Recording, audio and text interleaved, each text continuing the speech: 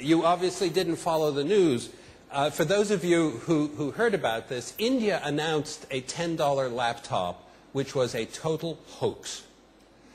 They announced it, the government stood behind it, the Minister of Education stood behind it, and there was a press conference, a room like this, with a table with a black cloth on top of it.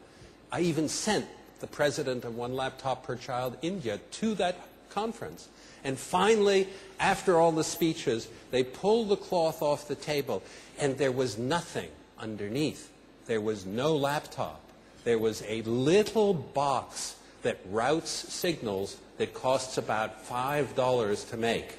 It's not a computer. It had no screen. It had no keyboard. It was nothing.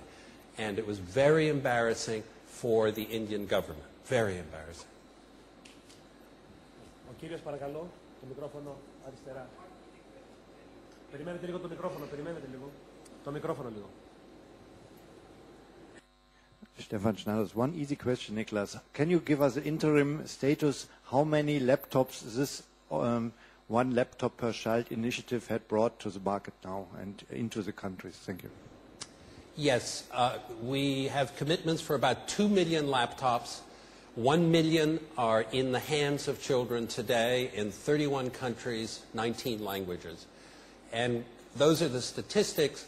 What I like most about the statistics is that when you look into the countries, you will find it's countries like Haiti, Rwanda, Ethiopia, Afghanistan, Cambodia, and many places in those countries that are in conflict or post-conflict. So we're very much like the World Food Program. We go into the hard places. We're in the West Bank, and we'll be in Gaza very shortly. So we go to those sorts of places. And the other thing I like about the numbers is if you look at the languages, you'll see that the languages we support are languages that have never, ever been supported by a computer company in the history of computing. So when you go to Mongolia, you buy Windows in English, you use your cell phone in English, but you use our laptop in Mongolia. And we support native languages in Pakistan, Afghanistan, Ethiopia, all over the place. Very, very rare. Υπάρχει, ο κύριος παρακαλώ. Ένα μικρόφωνο εδώ μπροστά δεξιά. Maybe we can queue up another microphone wherever there's another question. So we do it in parallel. Or maybe there's only one microphone. Oh, there's two. Okay. Yes. Oh, okay. You want me to do it? Είπατε, κύριε Νεγροπόντε, ότι τα βιβλία και οι εφημερίδες θα εξαφανιστούν. Θα μου επιτρέψετε, με συγχωρείτε, να διαφωνήσω μαζί σας. Οι άνθρωποι που διαβάζουν βιβλία αγαπούν τα βιβλία και το βιβλίο είναι ο σύντροφος. Ένα βιβλίο έχει ψυχή. Αυτό δεν μπορεί κανένας, καμία τεχνολογία να το αφαιρέσει από αυτούς που αγαπάνε και διαβάζουν βιβλία. Ευχαριστώ πολύ.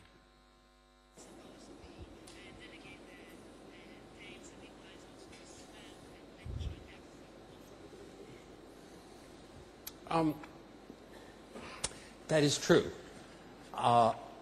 But what you have to keep in mind is that was also true for music, when people said they loved their records and that needle, and they could hear the difference, and putting the needle on the record. And then we moved to CDs, and people said they didn't sound as good, and you don't like music when you hear it on a CD. And now kids get it all from the ether, and they don't know what CDs or records are. So I think you'll see a lot of book reading will be done on devices. But just like going to the opera or reading rare books, there will be people who still, for a much longer time, read paper and will enjoy the leather and the smell and all of that. But it'll be very rare, and your grandchildren won't do it, and when they do it, it'll be an exercise of sort of a historical exercise. And we're in a period of transition right now where we are accustomed to it.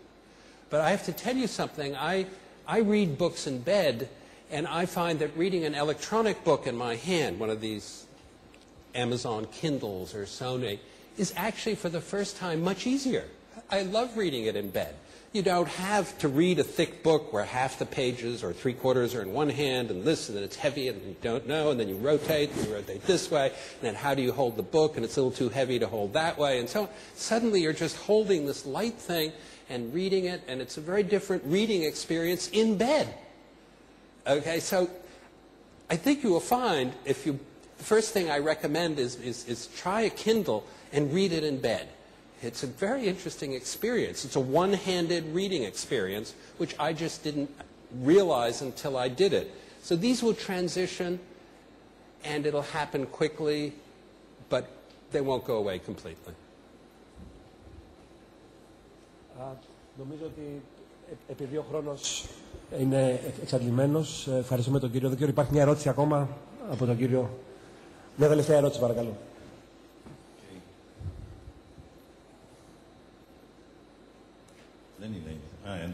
Yeah. Well, I can say it in English. Yeah? I just don't see where the microphone is. Yeah, it's here. It's here. Oh, there you are, behind the camera. Well, it looks as if the Internet develops as what I like to call the new Alexandrian library. I mean, the library now will be the Internet. So the next project must be to organize knowledge in this library in such a way that it will be much easier to have access to it. And the second thing will be to open the libraries and all the knowledge that exists in the Harvard Library, in the MIT Library, and everywhere, to open it to everyone. So everyone can have access to the knowledge that was developed through the centuries, and it is for everybody. So I think those are the two things that the next project must be, to organize knowledge much better. Thank you. Mm-hmm. I agree with you on both, and I think the organizing principles going forward will come from the collective process versus a professional indexer. That the Wikipedia is our model, not just for generating material, but for understanding and organizing it. And that the organization will happen collectively and not selectively. And the open part is very interesting. You may have followed that Google, amongst others, but Google attracts the most attention, is digitizing all the books of Harvard and Yale and the New York Public Library and putting them online free. Now, they were taken to court, and they were taken to court by the Publishers Guild. And that lawsuit is pending right now at this instant. And they're about to settle. And while the settlement looks good on the surface, the settlement is very complicated because there's a concept in there that most of us don't know about called orphaned works. And the copyright law over the next 3 months will come under great attack because of the orphaned books phenomenon and Google's intention to build the new Library of Alexandria. And that will probably come to a conclusion in September or October. And when that happens, sometime before the end of the year, you'll see a great push, just like there was to decode the DNA, will be to put all knowledge online. And sometime in the year 2010, we'll look back and we'll say, yes, we're actually getting there. And that's indeed where we're going and indeed where we should go. Thank you.